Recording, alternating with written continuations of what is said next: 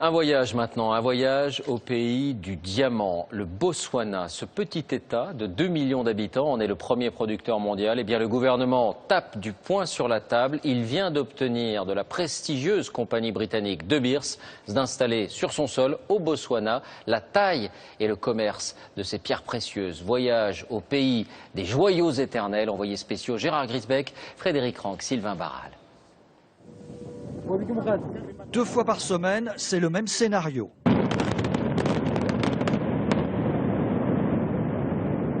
Il s'agit de gagner en profondeur, 12 à 15 mètres à chaque fois, soit la hauteur d'un immeuble de 5 étages.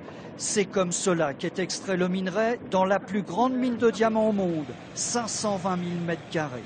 Le site est exploité depuis déjà 30 ans par la société britannique De Beers, le traitement du diamant se faisant à l'étranger. Mais depuis quelques mois, tout a changé.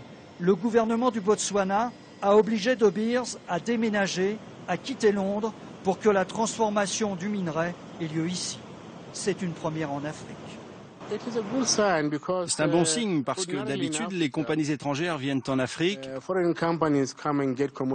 s'emparent des matières premières et repartent. Ce n'est qu'un début.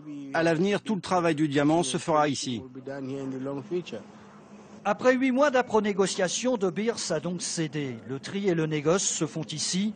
Chaque jour, ces experts qui trient le diamant en fonction de la grosseur et de la qualité de la pierre manipulent une fortune que l'on peut évaluer à plusieurs millions d'euros.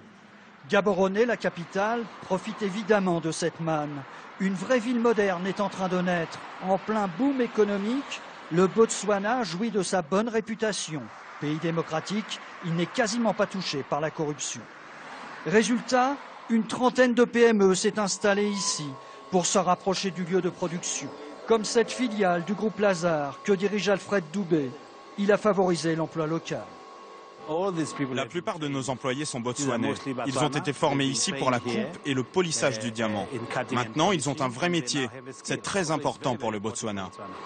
Tout commence par cet ordinateur qui analyse la pierre brute pour optimiser la taille.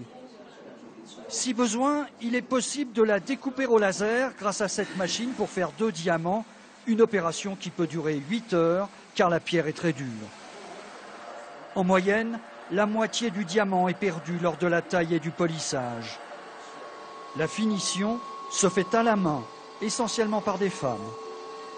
Les salaires, d'environ 350 € par mois, sont d'un bon niveau pour le Botswana. Le travail est minutieux. C'est un bon travail. Mais le problème, c'est qu'à la longue, la poussière de diamant affecte les poumons et peut provoquer de l'asthme ou même la tuberculose. C'est le mauvais côté de ce travail. En bout de chaîne, chaque diamant est contrôlé. Celui-ci se vendra 150 000 €. Dans quelques semaines, les premiers acheteurs viendront ici au Botswana pour se fournir en diamants. Ce ne seront pas des particuliers, mais des représentants de 75 grandes sociétés. Ce sera aussi la dernière étape avant que tous ces diamants ne se retrouvent dans les bijouteries.